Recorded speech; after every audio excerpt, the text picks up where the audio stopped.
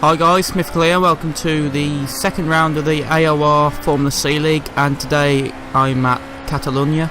Now last round in Brno I finished second in both races, behind Atticus. He comfortably led both races, but today he's not racing, so it's a chance for a different winner in both races, so hopefully I can be that different winner. I like this track, I know this track quite a lot. I've won here in XRL GP3, so I know how to win round this circuit. I know how to be quick round the circuit, but obviously it's a different challenge with these cars, so it'd be interesting to see how I do over both races. As into this qualifying, entering turn 5, exiting turn 5 now. I'm already in provisional pole, but the session is only 8 minutes long at the minute. Heading up out of turn 8, now through into this right-hander of turn 9, long right-hander. It's easy to understeer off, but we managed to keep it in the lines. Now heading down towards turn 10, this very sort of sharp, tight turn 10. Now the tricky technical part of this sector 3, turn 11, long right-hander of turn 12.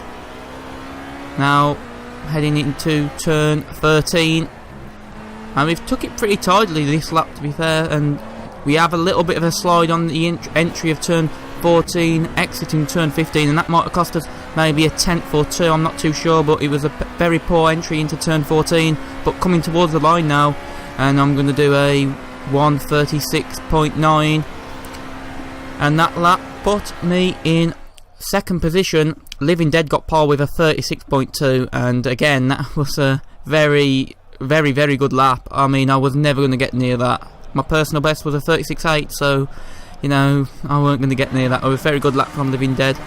But anyway, entering the race now, and the green lights is go. As you see, I jumped a little bit, and then I had to stop the car to make sure I didn't jump the start, and that's made me lose 2 positions actually.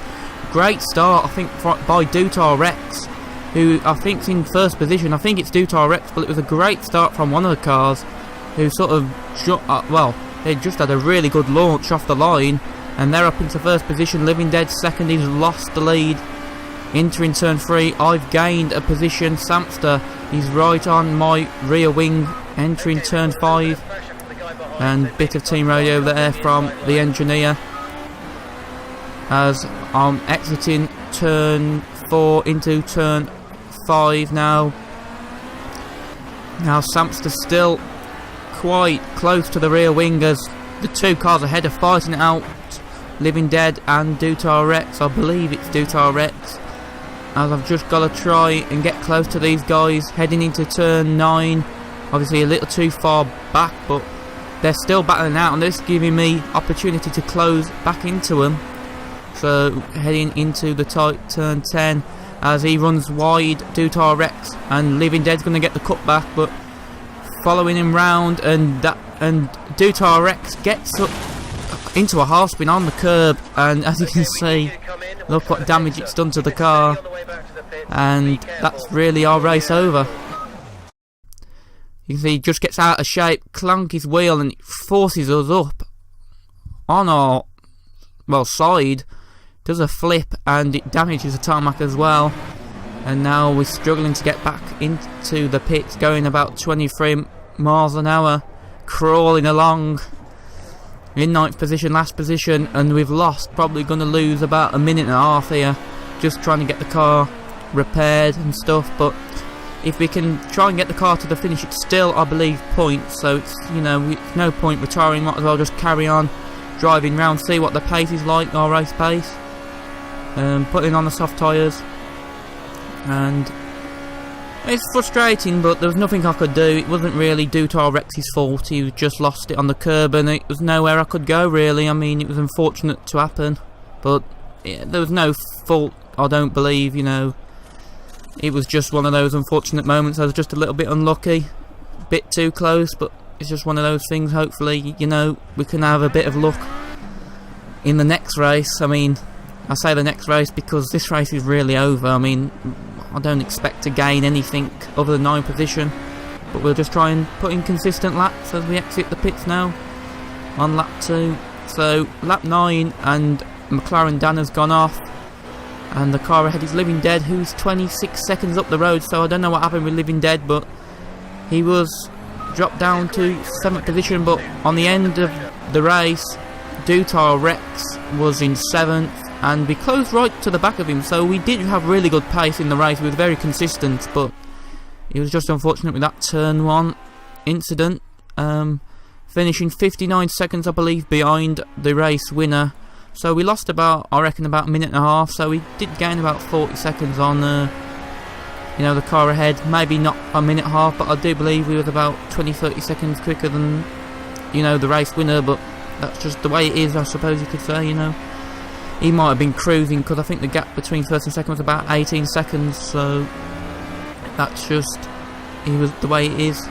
As now entering qualifying 2. This is the qualifying for the sprint race, so hopefully we can get a better lap, beat Living Dead. Obviously, as I mentioned in the last race, this is more of a one-shot qualifying.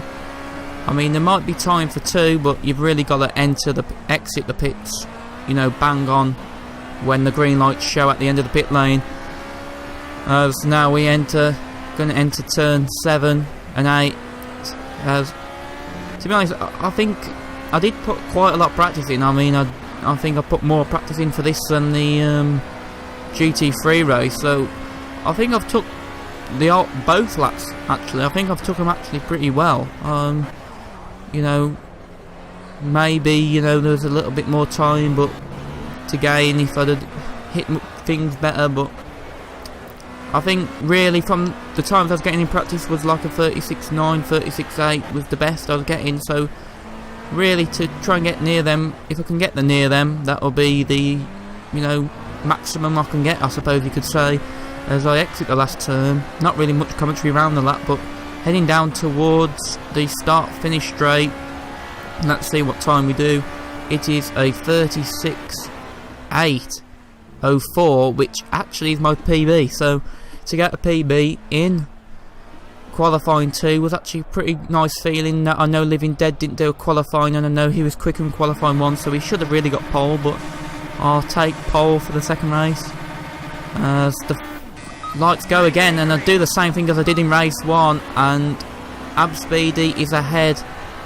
As luckily I'm not going to lose any other positions, because I think Wookie Pete's about 6 tenths behind me. So going in towards turn 1, just trying to keep it clean and not spin off the curb, as do that successfully. Heading into turn 3, this long right-hander, as Abspeedy has gone on the grass, so I'm up into first position, and Wookie Pete is now into second, and he's only 3 tenths behind me. So I've got to try and not make any mistakes, because if I make a mistake, he's going to get past, because he's not that too far behind.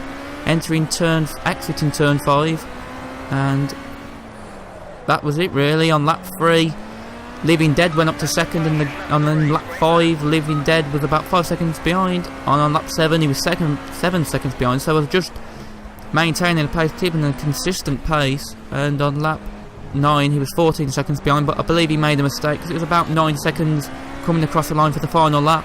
So exiting the last turn, and I'm going to take the win in the sprint race, which is very pleasing. I think my pace was very consistent, very close, I think, on every lap. So I'm very happy with the consistency, and the practice paid off. It was just unfortunate I didn't have a bit of luck in the first race, but I'm happy with the result in the second race. I know it was a bit uneventful, but I hope you enjoyed it. Until next time, for Dubai Autodrome, thanks for watching, and goodbye.